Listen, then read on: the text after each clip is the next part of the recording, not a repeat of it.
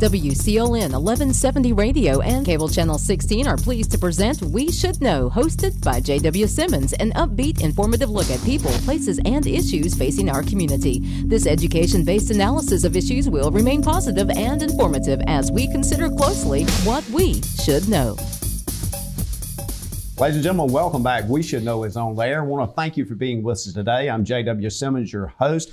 Our guest today is all about the city of Clinton and particularly about public works. We have with us the city manager, Tom Hart. Tom, thank you for being with us today. Thanks, J.W. And the director of public works, Chris Medlin. Chris, I want to thank you for coming in today. I know you're a busy guy. Thank you, sir. Tom, I want to start out kind of, I guess, a little purposeful appreciation for the city of Clinton and your efforts allowing us to use this site as our studio for the past year and a half. For those folks listening, sometimes they don't realize that we have to have space to set up, do the camera work and that kind of thing. And you and the city of Clinton have been such a cordial host and been very involved with helping us do this because of storms. Our studio at Star has been shut down. So I'll start with thanking you for that. Well, you're certainly welcome. Chris, so one of the things we're here today for is that there's kind of a national effort to recognize not only the importance, but a proclamation of public works and what that is and how important it is to municipalities and local governments throughout the United States. This is this week is a national week to kind of bring that attention to folks. You've got a background, Chris, that is very intensely involved in public works. Just kind of tell us a little bit about what you feel pulled you into that career path. I got started when I come home from college. I was looking at a job and the city of Clinton was hiring. And I applied and was fortunate enough to get the job to be on the water department. Mm-hmm. And once I started with the city, it was a great job. I enjoyed doing it. Nothing's ever the same. It's not, you don't get caught in a routine. Every day is different. And it was just enjoyable. And I've never really had intentions of doing anything else since. Reading a little bit about you, it strikes me that your management style is one of engagement and involvement. You're the guy that's out there with the people that's doing what they're doing. You're not necessarily a behind the desk guy, are you? No, sir, not very. I try to get out every now and then. I'm a firm believer if you're out there with them, regardless of what you ask them to do, if they say you'll do it, they'll do it. And I think it just shows the guys you won't ask them to do nothing that you wouldn't do. And so far it seems to work pretty well. I've got a great group of guys and women that I work with, and everything they do makes me look great. So, Tom, for you as city manager, you have oversight of a number of departments in the city government. And one of those, of course, is public works. You got police, fire, and a number of others that I hadn't mentioned. Just for us, when you look at public works and the involvement they have, kind of give us a perspective from your chair of the importance and critical aspect of that department. Well, yeah, I do have supervision over a number of city departments. Public works is a huge chunk of that. They're about half of the city's entire workforce, just by virtue of how many different things they do and how many different fields and technical areas they're involved in. I guess sort of the point of what we're talking about in a lot of ways, for the average citizen, they're sort of more in the background, which is why I think that Public Works Week is such an important thing, for us to be here talking about public works and shining a little bit of light on the people that sort of are behind those daily things we take for granted. Because, unless your house has been on fire or you've been in need of a police officer for some reason, or you need to get a rezoning, then, you're probably touched daily more by public works than any other department. It starts in the morning when you wake up and brush your teeth and clean water comes out of that faucet, and maybe you use the bathroom and flush the toilet, and that goes where it's supposed to go and gets taken care of in an environmentally responsible way. So public works really touches everybody's lives throughout their day, for sure. Chris, I know a lot of times you get phone calls or you'll have issues occurring throughout the city that you deal with. What would you want the public to know about what you do and the speed that you do it and the kinds of things that's involved with the job that you have and oversight that you have?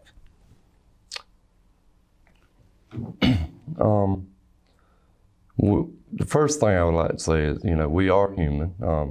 We do make mistakes occasionally, but if you'll be patient with us, the majority of the time we correct our mistakes. We do our best to provide the best customer service around. A lot of places, if you forgot to put your trash out at 7 o'clock in the morning, for instance, and the truck come by at 7, a lot of places wouldn't go back.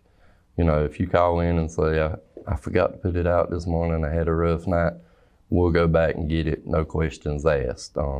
That's just one small example of the customer service that the city provides, and it's been that way for years. And I'm just trying to continue on like the precedent's been set. One of the things that strikes me, guys, as we're talking, we are in and about to be in that season that we've seen each year come up, and that's called hurricane season. I know, Chris, both you've been through hurricanes. Chris, you've been through recovery stuff. What do we need to talk about? Because we might not be sitting here now. We want folks to know uphand in plenty of time. What kind of messaging does the public need to know about what to expect from the City of Clinton and Public Works, particularly as it relates to hurricanes and I'll call them natural disasters? It could be a tornado. There's certain things that you just can't fix immediately, I guess is what I'm saying. And I want to kind of get folks dialed into some of that. And oftentimes folks will give you a day or two, but after that, between that and media, you could be in trouble quick. So help us understand that and why sometimes recovery is a little longer. And either one of you want to start on that a bit. Well, I'd interject and say we're coming up on a season that Public Works is very aware of prior to hurricane season, and that's when that's growing season, when grass and weeds and everything is out of control. So Chris and his guys are probably trying to make it through that first. Keep up with mowing. And hope they don't collide. Yeah, that's right. Keeping up with all the median mowing and all that stuff. I know that really keeps them busy this time of year. But I think that with hurricanes and hurricane preparedness, there's a lot of information out there. I think it's ncready.gov that tells you some of the items that it's a good idea to have around your house. I would tell you that a lot of our infrastructure is pretty resilient to those types of things. Florence gave us a little bit of a challenge with our water system, but we were able to work through it and keep the water flowing. For the most part, we have backup power on those things. So water is not one of the main things that you really need to be concerned with during a hurricane. One of the other things that we try to do as the city of Clinton, obviously, we've got the hospital, we've got a lot of important infrastructure here in the city. And one of the things that we work on, I'm not going to say after the hurricane, I'm going to say during the hurricane, is keeping that transportation infrastructure open so that if an ambulance needs to get to the hospital or something like that, it can do that. How about major suppliers, for example, Smithfield Foods? We're talking 1,700 plus employees, last count I had, might be more. Is that a huge part of a concern for you guys as well, Chris? I don't know. I can only imagine the amount. I really can't even imagine the amount of water and services that they, absorb each day. It is. During Florence, for example, when we were having a few water issues, we stayed in constant contact with Smithfield as well as our other industrial operations in town. Just to keep them updated and let them know what was going on at the pace we were working. So we have a good relationship with them all, but it is something that's in the back of your mind when stuff's going on, trying to, as Mr. Hart said, keep the major roads open and our industries up and going all at the same time. And that's also why a few places, or some people may feel that we're not Johnny on the spot in their neighborhood, right after an event, but we have to get the major roads open first, and then we start working into the neighborhoods. And on that, just this time of the year, as Mr. Hart said, with grass season and people trimming their bushes, it takes us 8 hours a day to do one route. or after a hurricane or something like that, where you may have a few houses during the week that are doing it. Everybody's doing it. So it is a lot longer, slower process, but we are coming. Just give us a little time.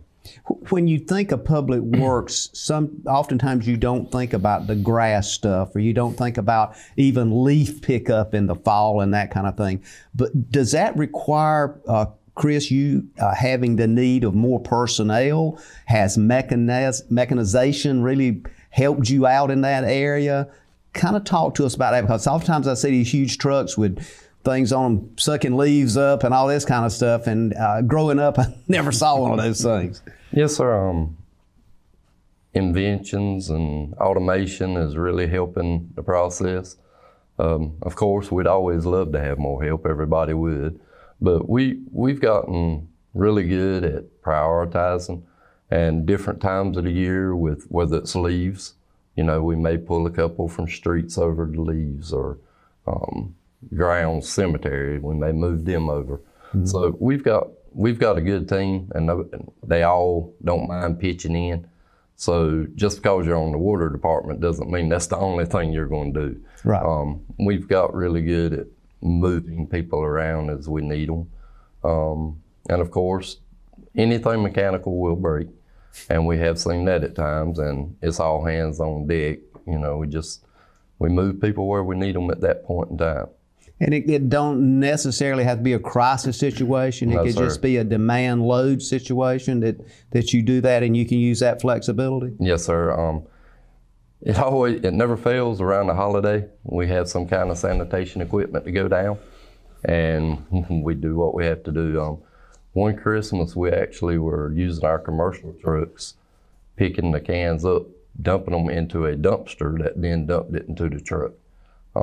We'll figure it out and make it work, whatever we have to do. We're going to take a quick break. We're going to come back. First segment's already over with, so we'll be back in a moment. Ladies and gentlemen, stay with us. We look forward to seeing you again right after the break. We're talking about public works, national proclamation. You need to know. Be back in a moment. Experiencing slow internet? If you have a fast internet package, the problem is most likely your wireless router. With more devices using Wi-Fi, your wireless router may not be able to deliver the speed and coverage you need. We now have the leading solution to enhance your internet experience. Using small devices in a mesh network, these Wi-Fi appliances cover just about any size home, so that all your devices can operate to their fullest potential. Whole home Wi-Fi from Star Communications. Get the most out of your internet connection. Ladies and gentlemen, welcome back. We Should Know is on there. I want to thank you for being with us today. We're talking about things in the city of Clinton and public works, literally nationally. Proclamation, third week of May is Public Works Recognition. The slogan this year, or theme, is Stronger Together. Chris Medlin's with us, who's Director of Public Works for the City of Clinton. And of course, Tom Hart, the City Manager. Stronger Together is something that kind of gives you a sense that you want folks to understand what's going on. You want to bring people into a sense of not only their understanding, but their responsibility, Tom. I think we have this need, especially with what you guys are doing, for folks to understand that they're part of it, not apart from it. Does that make sense?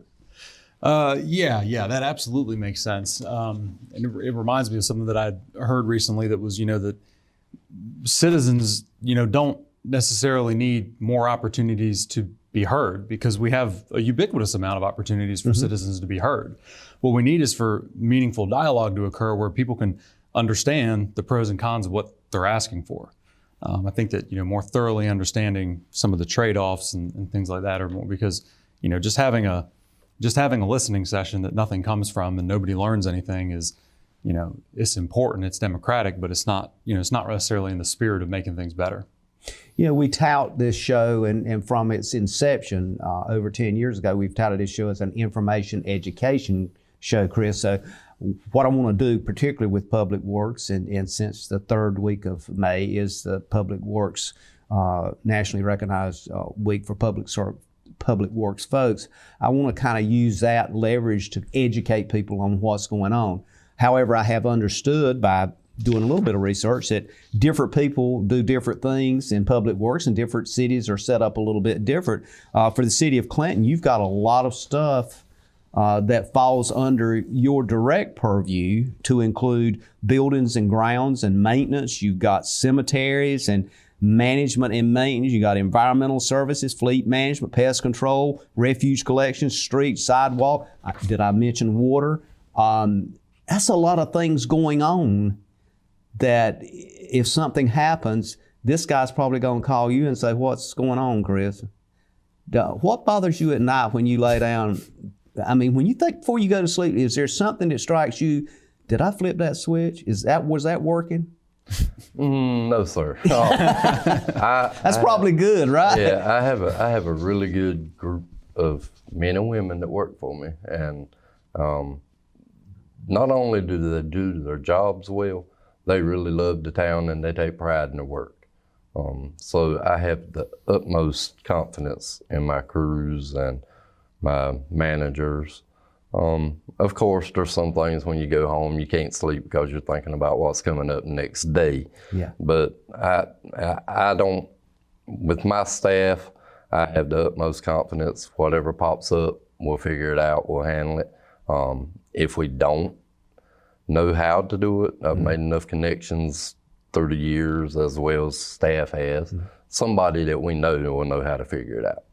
And and I've always got Mr. Hart as an asset too, to reach out and help us gain some knowledge if needed. Tom, I was impressed. I think it was a couple of weeks ago, the mayor was presenting a recognition to some retirees from Public Works right here in the city of Clinton. And if I read that correctly, the retirement occurred either prior to the pandemic, but that he wanted to make sure that they got recognized. To me, that's just such a huge plus for leadership, not to let that slip by. How important is this, having the right leadership in the city of Clinton, for you and for Chris to do your job? Well, I mean, it's extremely important. And obviously when the people above you, when they're banging on all cylinders, then that's something you don't have to worry about. And then you can concentrate on the stuff that you're supposed to be worrying about. And I hope that I do that for our public works director here. But yeah, it's important. It's really good. We did pile up a few retirements over the year there, and but it is important. It's important to the leadership of the city that we're able to bring those employees in, let them bring their families in, and just recognize them. I think that was one of the things that was most interesting about that meeting, was that if you said you had watched it, the mayor was he thanked the employee for their service. Absolutely. And he thanked the employee's family for being giving of their family members' time, because I think, we all recognize that when we're working a hurricane and we have police officers and firefighters and public works people sleeping on cots and whatnot, their families are sacrificing for the benefit of the city too. So we want to make sure that they understand that we're appreciative of them as well. Is it hard, Chris, to find the replacements for those people in today's market? Yes, sir. We have to be honest. I mean, it's just hard. It is. And not necessarily because of, they're bad people or anything. It's just finding the knowledge and the dedication. It's really, it takes a while to hone in on somebody that's as dedicated as the staff you have. And to go back to what Mr. Hart was saying, starting at the city, at the bottom as a meter reader, and working my way up. I did leave and I came back. I worked for a couple of different organizations. The city is different. It really feels like a family, and that starts with the council, city manager, right on down. It's a great place to work, and it really is a different environment. Somebody spoke to me about that some time ago, and they used the phrase that you always feel like somebody's got your back. And I had to think through that for a minute. I said, oh, okay, I get it. You feel confident that somebody's not going to leave you hanging out there if something happens. You got 2 or 3 people to step up with you.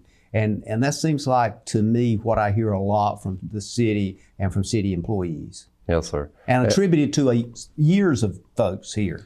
Yeah, it's kind of like a family thing. I mean, we internally have our little trifles, just like any workplace does. But I think, when something of significance comes up, we all absolutely have each other's back, and that's all the employees, that's all the departments, I think, do a good job of looking out for each other. So, yeah, I definitely agree with what that kind of reflected for me that theme, stronger together. Yes. And I think that's what I thought about, is that organizations, communities, local governments, they're just simply stronger together. I mean, the League of Municipalities kind of points that out, Tom, when you look at some of the research and lobbying they're doing. They're stronger together to say we need this collectively throughout the state of North Carolina. Yes, sir. So I want to kind of keep us focused on public works here. So I want to get back to some of those things that you do. Let's talk about, if you can get into this a bit, buildings and grounds and maintenance and that kind of thing.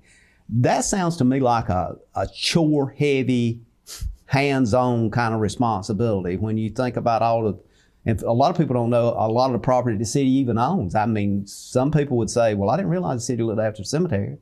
That's huge within itself. So talk about that for a minute and how you handle that process. How many people do you have to handle it? The grounds and cemetery crew maintain over 200 acres of grass. Wow. The cemetery's one is 40 acres. Sand Hill's a little over 20.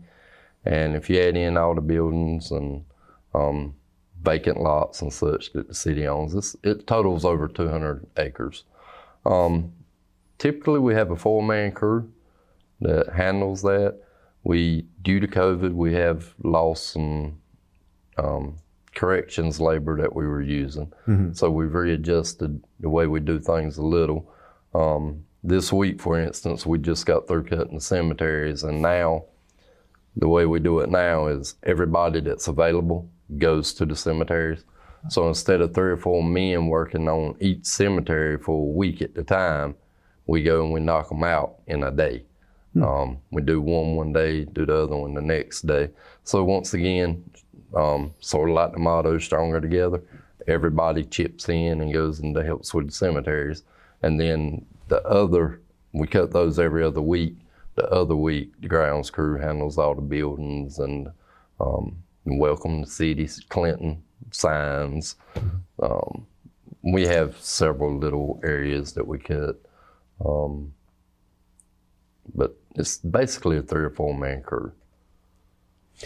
Tom, how important is these folks to the efforts and successes the city of Clinton has had in winning a number of awards in the past for being recognized, not only as a quality place to live, a quality place to bring a business? How important are they to that? Well, I mean, they're obviously essential to it. I mean, all those businesses want to have running water and sewer systems and whatnot. And the Public Works Department has received a number of different distinctions in their technical fields. A lot of them peer related. Our water treatment plant operator was the North Carolina Operator of the Year a few years back. We received an award we have a wellhead protection program, which is a program that helps to protect our drinking water from contamination and pollution, and we received an award for that as well. So, I mean, the trophy shelf doesn't say it all, but I mean, it has some things on it, and I think we're doing some good work, and occasionally you get recognized for good work. Sometimes you don't, but yeah, but sometimes you do. I think if I look at it on a scale, it just seems to me for a town this size population, it's been recognized quite a bit in a lot of those areas. As it relates to just simply beautification kinds of things. I mean, look at the downtown area. Look at, like you just talked about, I didn't realize there was that volume of cemeteries you had to look after. And a lot of folks probably go, well, I didn't realize all that was going on, but it certainly is, and somebody's doing it because you drive through and it looks pretty nice. Thank you, sir. We try. Yeah. So what I want to do is take a break. We're going to take another break. Believe it or not, these segments go fast. I want to kind of follow this thing, but Tom, I want Chris to make sure he gets, because he's got a notebook full of notes over there. I want to make sure he gets all that stuff covered. This is a kind of a weighty subject, and certainly we could do a semester on a lot of this, but I want to kind of, for folks to get a feel for what you see on a daily basis and the oversight part of what your expectation is. Ladies and gentlemen, we'll be back in a moment. We're talking about Public Works. We're talking about the proclamation, the national recognition, and right here locally. We'll be back in a moment. At home or away, knowing who is at your door is priceless. Star Communications is here to help with its doorbell security camera by Skybell. Live viewing and two-way audio equips you with the ability to always see and greet anyone that shows up at your door. If this is the kind of confidence you are looking for, call Star Communications today at 1-800-706-6538 to learn more about this intelligent security that you can always depend on. Ladies and gentlemen, welcome back. We Should Know is on air. Well, thank you for watching us on Star Communications, Channel 16, WCLN Radio simulcast. Our guest today is folks that know a lot about public works, about the city of Clinton, Tom Hart, city manager, and of course, Chris Medlin, the director of public works. We're talking about that idea of stronger together. We are now hopefully coming out of a pandemic. When we went into that pandemic, we recognized, I think, the importance of this theme of stronger together. The question is coming out. Have you lost employees? Do you see a need that maybe coaching, getting people back into the mood of actually getting out, of moving forward? There's been this kind of pushback, I guess. Part of it fear, part of it just kind of unsure. Give us the feeling from what you're feeling from the employees. Both, Tom, you can pick it up and maybe let Chris follow up on his department. I had read something that said that this is going to be just a great time for compassion towards one another. Yeah. Because I think you're right that we're, with relation to COVID and the pandemic, we're entering into what I think anybody who's being honest is going to call a gray area. You could be in a situation, a social situation or a workplace situation where one person may adamantly believe that there's a great deal of evidence that would indicate that everybody should be wearing a mask or everybody should be standing further apart or the windows should be open. And they probably have a pretty good case that may well be true. Mm-hmm. And you could have somebody else who may feel the exact opposite. They may feel as though the situation is completely safe. And there's a pretty good chunk of evidence at this point that person may be completely vindicated in the way that they feel. So I think it's just going to be a time period for everybody to just try to be good to one another, try to be understanding of one another. It certainly does present its challenges in the workplace because we have every variety of view on the matter in the workplace. But what we have tried to do throughout is just follow the best guidance that was available from public health professionals. And I think that's what we've done as a workplace, and I think that's what we've encouraged our citizens to do throughout. And Chris, I think part of it is just simply resilience, people's willingness to step up and do things maybe that other folks wouldn't do, to finish that job, to make that happen, to make those grounds look better.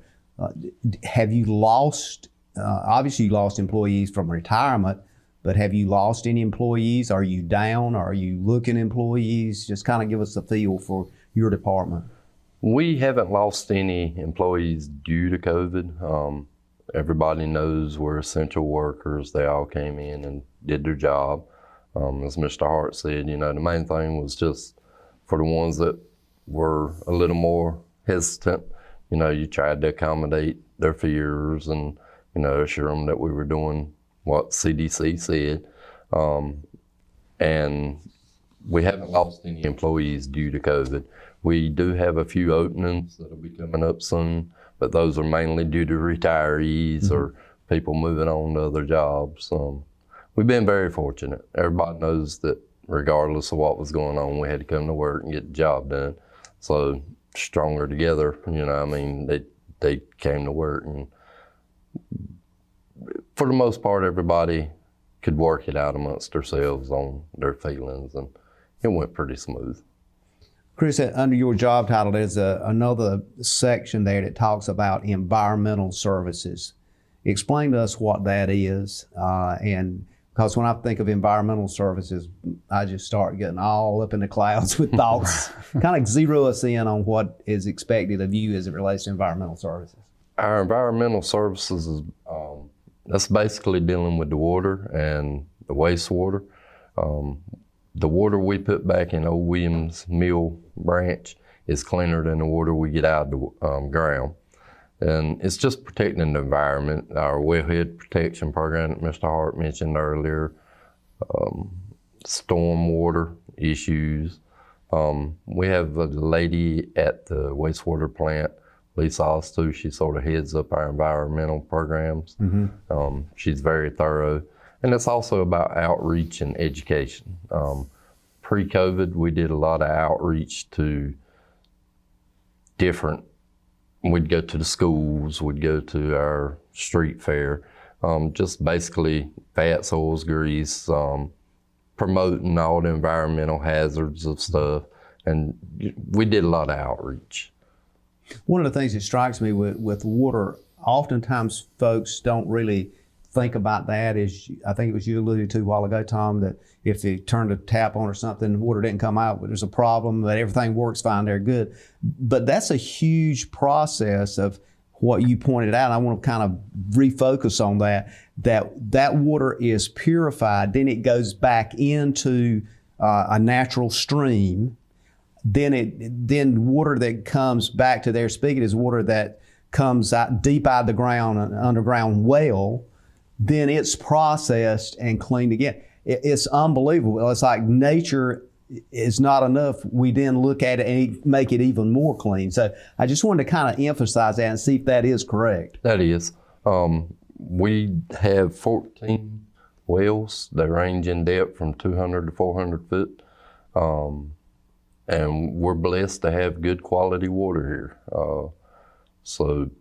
And part of the wellhead protection plan, we set boundaries. We've gone above beyond what the state requests or calls for, and that our information has been shared with planning. So, if somebody's looking to build a new gas station or something, planning has all the information, so it's between us and planning, we're assured that we're protecting our source water, which is very important, of course, to the community. Does the city water system interface in any way with the county water system? That's a question often folks will say when you have somebody on, ask them about that. And certainly I didn't know how to answer it, so I'm sure somehow it does. Chris worked for the county, so yeah, that's right. Y'all know that. Yes, sir. We do have several connections with the county. They actually purchase a little water from us, but we do have a couple of connections where if we were to have a catastrophe and the county had excess water, they could sell it to us. The state recommends emergency connections, but of course, being so close with the county, it's just wise to have each other's back and make sure we can supply water to all the residents of Sampson County if needed. I think that's a critical. Most of the time, folks really are dialed into that water supply. And you probably know it better than anybody. If you have to flush a line or something somewhere and the water gets discolored or what have you, I would suspect you probably get or Tom does, or both of you, get a few calls. Yes, sir. When the water gets dirty, it's not actually dirt or anything being introduced into the line. Minerals build up on the inside of pipes. That's like rust? Yes, sir. And the water is flowing through those pipes at all the time. And it's tested daily. It's safe. I'm not saying go drink a glass of it, but it's not a, oh my God, the world's ending type deal. Right. It's just where the water's been moving through the line faster than normal, and some of those minerals have scaled off the side. And we're actually doing our annual flushing right now. So we just started last week. So if you do happen to see a little discolored water, run your tap for a few minutes and it'll clear up, because when we're flushing, we don't stop until the main is clear, but it still may take a few minutes to get all the water in your lines fresh to the water that's in the main. Have to inject this question, Tom, here is that we've noticed a lot of intrusion through technology into water supplies, obviously with gas and other things. Do we have issues anywhere that concerns either of you as it relates to not only the continuity of our water supply, but the quality of our water supply that could be targeted by, disastrous hackers of some kind? Is that even possible here? Well, it's always a concern. We do have some automation on our system. Most of our infrastructure that has those, it's monitoring capability. There's not as much ability to do anything remotely. Mm-hmm. But we did see, a utility in Florida where somebody got into their system, accessed it remotely, and was able to turn the, I believe it was the fluoride levels up to some dangerous levels. And I don't think anything came of that. I think they caught it in time. Right. But for the most part, we use our remote capabilities to monitor, and we do keep the systems very separate in terms of our IT, so that an office employee opening an email that they shouldn't open is not connected to the same system as is controlling the water plant. So we do try to keep them separate. It's a conversation that we've been very active with our IT contractors, and the systems are called SCADA systems. So we've been working with those companies as well. But just we have assurances. I would never say that it's impossible, but it's definitely something that we've tried to tighten up. We've tried to tighten up all of that over the last year. 2020 saw a precipitous multiple-fold increase in the number of hacking attempts on local governments. Yeah, everybody that I talk to now, whether it's financial or whether it's local governments or state governments, these foreign actors have become so radically. In fact, the other day somebody mentioned thousands of hits per minute. Mm-hmm. I said, wait a minute. They said, nah, per minute that we get. And I was just trying to wrap my head around that. So I thought it was at least worth mentioning to let folks know you guys are aware of that and on top of it. And plus the monitoring thing I think is critically important. We're going to take a break and come back for the last segment, believe it or not. Time flies when you're having fun. So want to make sure we try to cover as much as we can in that last segment. And I'm going to encourage everybody as they're listening today to tune in on the last segment. Maybe we'll hit something that we missed. So, ladies and gentlemen, we'll be back in a moment for the last segment of We Should Know for this show. And it's really something that affects everybody. And I encourage you to call a friend. Maybe you pick up on something here that'll benefit you. We'll be back in a moment.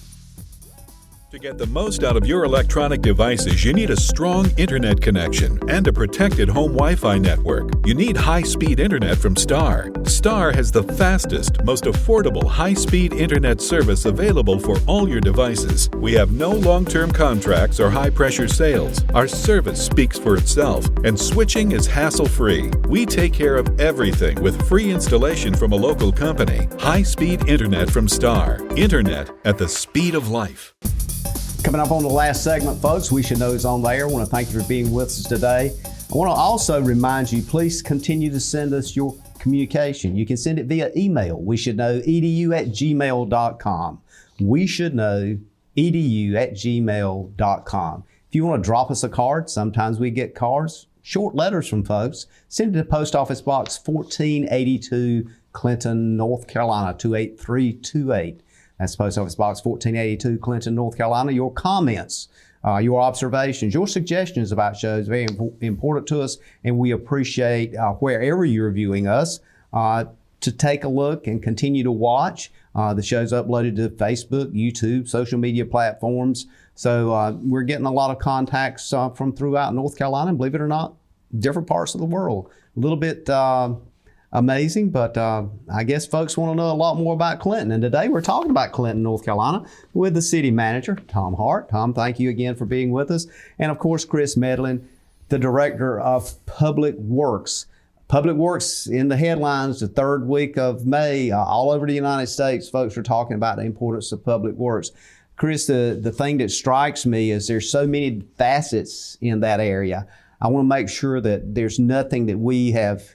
Well, obviously, there's a lot we hadn't talked about, but there's nothing that we have missed that you want to cover during this show, either one of you, before I move on to a couple of other questions that I might have regards to that subject. You said either one of us? Either one. Either one of us. Either one. I noticed how Chris did. He was quick to defer. So. Well, I think that one of the things that I would want to impress upon people is that, we try to be very forthcoming with information. And, we were talking about, just the importance of stronger together and how being together and working with citizens, communication is a big part of that. So I would just sort of emphasize to people that, we are here to help. Our phone numbers are very, very easy to find on our website. They're in the blue pages. Those numbers work after hours. So they'll forward over to a dispatcher after hours, or they'll forward into an on-call cell phone after hours. Now that's if you have an after hours issue. I would encourage, if you have something fairly routine, hit us up the next morning. But, we're here. The phone numbers work. You can report concerns online. I think a lot of our citizens don't know that, but we're very responsive to that. I actually use that anonymously from time to time to just sort of test the system, and it works very well. We're very responsive in terms of that. And we have official avenues of communication. We were talking a little bit about, just misinformation and how rumors can get started. But we have pretty easy to identify official means of communication. If you're getting one of the robocalls from us, from our system, if it's posted on our website or one of our Facebook pages, Public Works has their own Facebook page. There's a city Facebook page. The police department has one. And I would just encourage people that, next time we've got a hurricane and people are saying, oh, there's a boil water order, or oh, this is going on. If that's the case, it's going to be on our official communication. So don't be paying attention to people on there that say, well, my brother's a firefighter and he's saying this thing, or, that's just not. It's not official. Yeah, tune into the official. No, there's always a trade-off between speed and accuracy.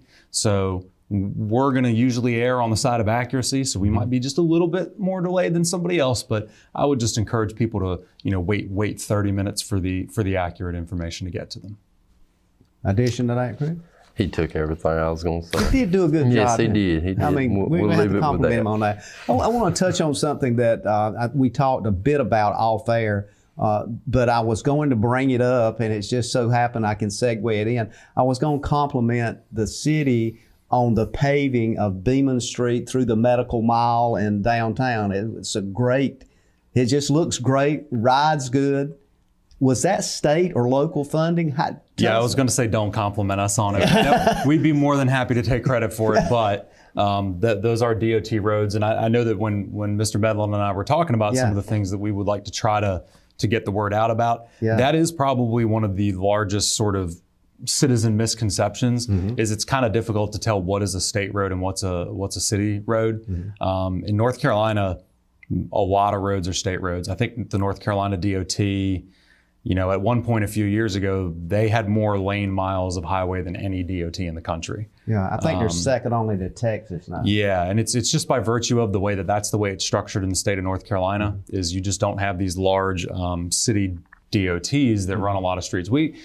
If you live in the city of Clinton, you live in what you would think of as a sort of traditional neighborhood with, no yellow line in the road you live on, and you got the mailboxes are right up against the pavement. That's probably one of our streets. Okay. If you start having double yellow lines, you got traffic lights on them, you got stop bars and things like that, for the most part, you're probably talking about an NCDOT street.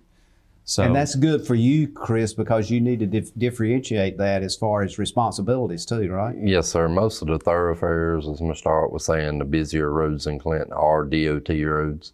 The city does have 49 miles of city streets. We have our own, we have a plenty.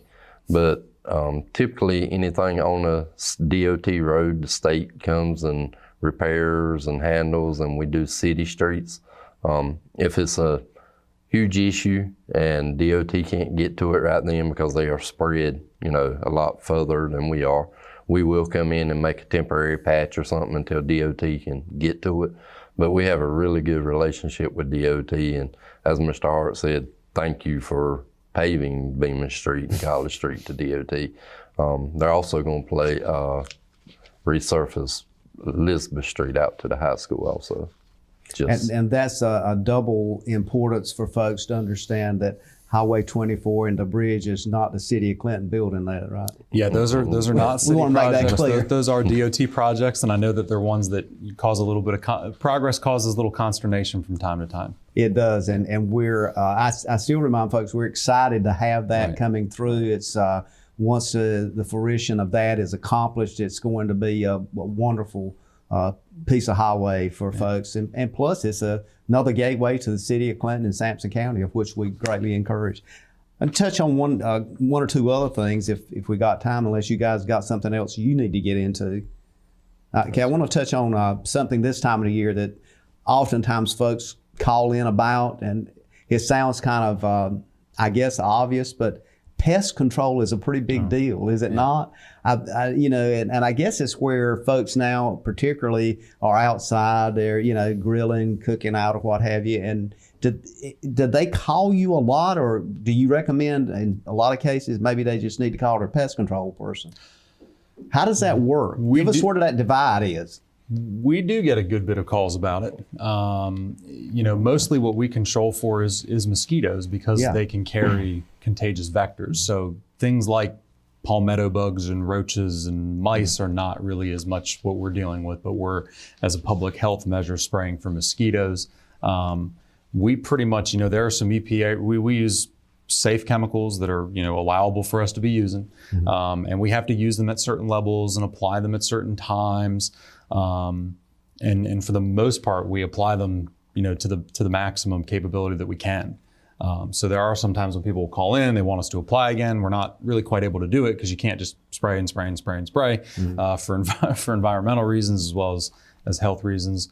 But that is mostly what we're taking credit for is the spraying for mosquitoes. If you have bugs in your home, that really is, like you're saying, that's a personal, that's a home pest control issue, and not as much of a public issue. So basically what I hear, Chris, is that if it's a home on a street, that might be something you necessarily wouldn't go to, but if it's several places up and down that street, you could spray that whole street or something. Yes, sir. And the city also does make a strong effort to keep vacant lots manicured and such to help with pest control. Planning and zoning is very involved with that. So while we may not actually respond for certain species of animals or whatever, we do make effort to help keep them down. All of the things we've talked about today have been critically important for folks, and a lot of people I think have looked at Clinton. It segues into economic development. It segues into business and industry growth. The attitude of the people and the way they understand we operate becomes paramount, I think, at times. I would agree with you that that's absolutely the case. And there, of course, is a linkage between, the amount of economic prosperity we can take on and what capacity for that our infrastructure allows. And that's something that I rely on, Mr. Medlin, and to assure that we're being forward thinking and making sure that we have that capacity to grow when those opportunities come up. Chris, we're kind of, believe it or not, we're kind of getting to the close here of the show. I want to make sure that I get any final comments or thoughts that you want to cover before we have to exit out today. Like I said, I have a great staff. We put a lot of effort into customer service. As Mr. Hart said, we're always here. If you need us, pick up the phone, give us a call, and just bear with us. We'll get there and get it done. But I do have a great staff and great leadership from Mr. Hart, and like I said, we're always here. Tom, last comments? Anything? I would very much so echo what Mr. Medlin said, that, we are here to help. I think that, one of the things that might be good to understand is that they're in a very expensive business as well. We didn't touch on a lot of that, but infrastructure is a really expensive thing. Garbage trucks are $200,000-$300,000 a piece.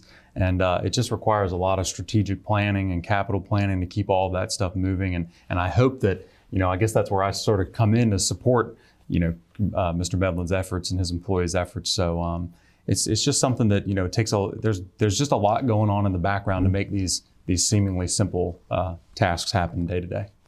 Well, I want to thank both of you for being here. And again, of course, thank you and the City of Clinton for allowing us to be here as well. And I look forward to having you back again sometime. And Tom, I look forward to having you back so we can talk about the impact of Apple in Wake County on Clinton, North Carolina. Ladies and gentlemen, thank you for being with us. We look forward to seeing you again next week right here on We Should Know. And may God bless. Thank you for tuning in to this week's episode of We Should Know with host J.W. Simmons. If you have a question, comment, or suggestion regarding this or any episode, please send your emails to weshouldknowedu@gmail.com. And remember to tune in every Tuesday at 2:30 for another informative episode of We Should Know.